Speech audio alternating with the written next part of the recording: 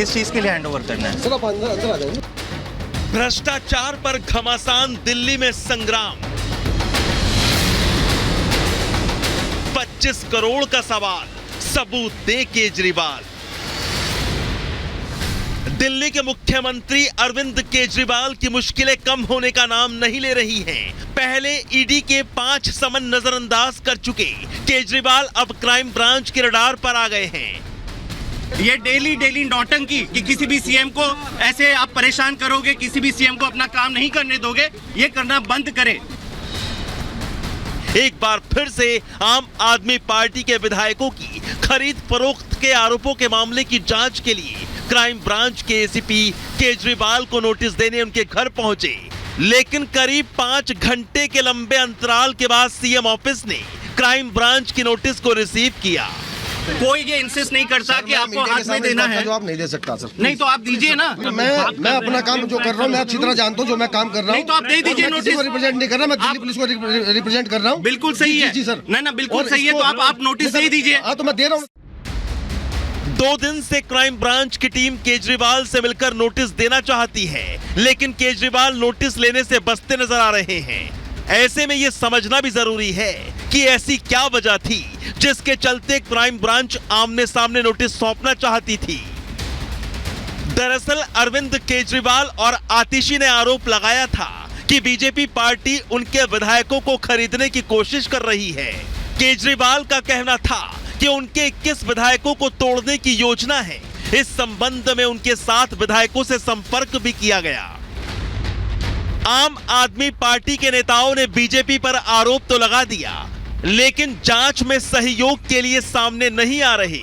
ऐसे में अब कई सवाल उठने लगे हैं कि आरोप सच्चे, फिर नोटिस रिसीविंग में इतनी आनाकानी क्यों? Bureau report, Republic Bharat. और इसी पर और विस्तार से चर्चा के लिए तमाम खास मेहमान हमारे साथ जुड़ चुके हैं। सिद्धार्थ यादव जी स्पोक्स पर्सन है भारतीय जनता पार्टी के, हमारे साथ यहां नोएडा स्टूडियो से जुड़े हुए हैं। सौरभ दुबे जी बतौर पॉलिटिकल एनालिस्ट इस वक्त हमारे साथ जुड़े हुए हैं। प्रेम कुमार जी वरिष्ठ पत्रकार इस वक्त हमारे साथ जुड़े हुए हैं। आम आदमी पार्टी का पक्ष रखने के लिए संजय मिश्रा जी इस वक्त हमारे साथ जुड़े हुए हैं। और हमारे साथ स्टूडियो के बाहर से भी एक खास मेहमान जुड़ रखे हैं, फटाफट से उनसे भी परिचय करवा देती हूँ। कांग्रेस की पक्ष रखने के लिए हमारे साथ वरुण पुरोहित जी इस वक्त जुड़ रखे हैं। लेकिन सबसे पहला सवाल मैं यहाँ स्टूडियो से संजय मिश्रा जी से लेना चाह रही हूँ कि संजय मिश्रा जी, शनि लग रहा है भारी आप लोगों का। वैसे तो शुक्र भी भारी था, लेकिन शनि भी भारी लग रहा है कि आप ईडी से भागेंगे, आप क्राइम ब्रांच से भागेंगे। कितना भागेंगे? हिमानी जी 2014 से देश का शनि भारी है, देश के ऊपर शनि भारी है। शनि बैठ गया देश के ऊपर। अच्छा। और मैं सिर्फ यही कहूँगा कि चमन को रौंद डाला जिन्होंने अपने पैरों से, वही दावा कर रहे हैं चमन की रहनुमाई का।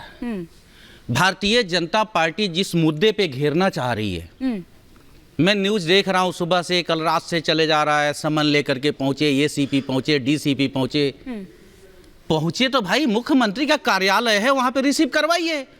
हम मुख्यमंत्री के हाथ में ही लेटर देंगे, ऐसा क्यों है? ये जिद कौन सा हुआ? पहली बात। दूसरी बात, यदि उन्होंने आरोप लगाया, आरोप पे क्राइम ब्रांच पहुंच गई, तो अभी फिलहाल प्रधानमंत्री जी ने एक आरोप लगाया था अजीत पवार के ऊपर कि मैंने पकड़ लिया है, तो वो तो प्रधानमंत्री हैं, उनको भी एक लेटर पहुंचा देती क्राइम ब्रांच कि भैया ये रिसीव करिए और इस पे जवाब दीजिए।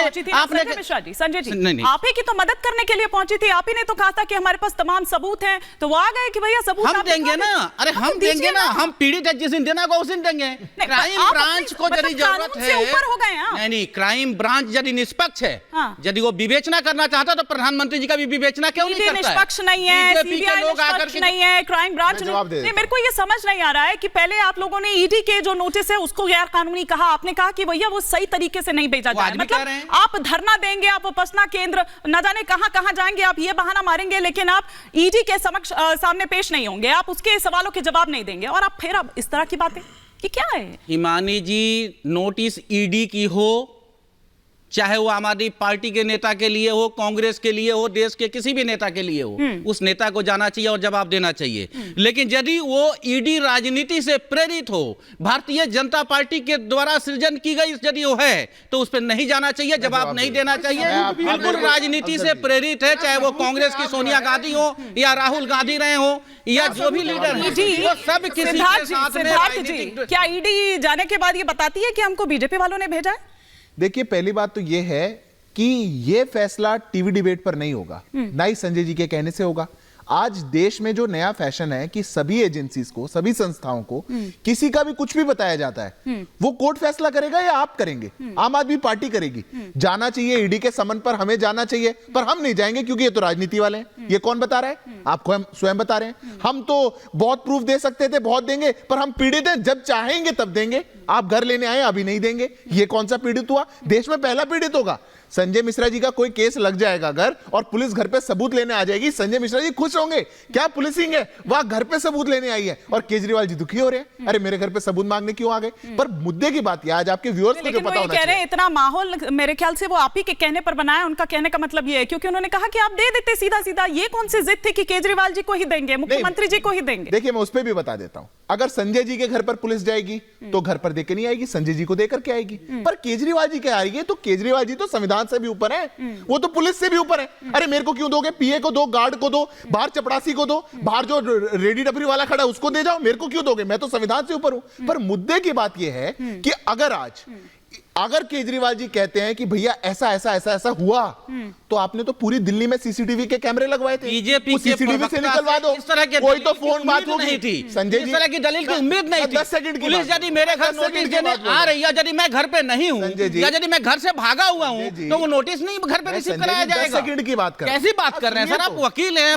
नहीं निकल बात तो सुनिए। 10 सेकंड नहीं, आपके घर पे पहली बार गई, आप नहीं मिले, फिर से गई, वो अब मिठाई लेके भी आएगी 3-4 दिन बाद। आपके लिए तोहफे भी रखे हुए हैं, क्योंकि आपके साथी जो अंदर है ना, वो चक्की में बैठ बैठ के बहुत कुछ बना रहे हैं, छोटे छोटे खिलौने, वो भी तो केजरीवाल जी को देना है, इसलिए बार बार आना पड़ता है। अब देखिए, यही तो भविष्यवाणी है। अगर वो राजनीति कर रहे हैं तो आप लोग भी तो कर रहे हैं। अब देखिए केजरीवाल जी ने ट्वीट क्या किया है, केजरीवाल जी ने ट्वीट क्या किया है, वो किस लिए? देखिए, ऑपरेशन लोटस का आप पर आरोप लग रहा है कि भाई आप जहां जहां नहीं सरकारें होती हैं वहां किस तरह से आप सरकार बनाते हैं। एक सेकंड आ रही हूं, एक बड़ी खबर इस वक्त आ रही है कि बीजेपी का केजरीवाल पर बड़ा हमला, जांच एजेंसीज को सहयोग नहीं कर रहे हैं अरविंद केजरीवाल, ये बीजेपी आरोप लगा रही है। ईडी के समन पर नहीं जाते हैं केजरीवाल, ये बीजेपी द्वारा आरोप लगाया जा रहा है। लेकिन अरविंद केजरीवाल का जो ट्वीट है वो मैं आपको सिद्धार्थ जी बता दूं, फिर आप अपना जो भी रिएक्शन है वो दीजिएगा कि मुझे क्राइम ब्रांच के पुलिस ऑफिसर से सहानुभूति है। इनका क्या कसूर है? इनका काम ही है कि दिल्ली में क्राइम रोकना। इनसे क्राइम रोकने की बजाय इस किस्म की नौटंकी करवाई जा रही है, और वो नौटंकी कौन करवा रहा है बताने की जरूरत नहीं, जाहिर बात है कि आप ही पर आरोप है। और ये भी कहा जा रहा है कि इनके पॉलिटिकल आका मुझसे ये पूछ रहे हैं कि आपके किस किस एमएलए को तोड़ने की कोशिश की गई है। ये ट्वीट हम यहाँ पर दिखा भी रहे हैं और पढ़कर मैं बता रही हूँ, जिस पर सिद्धार्थ जी का रिएक्शन लूंगी। पर मुझसे ज्यादा तो आपको पता है, आपको तो सब कुछ पता है। केवल दिल्ली क्यों, पूरे देश भर में पिछले कुछ वर्षों में दूसरी पार्टियों के कौन कौन से एमएलए तोड़कर सरकारें गिराई गई हैं, आपको तो सब पता है।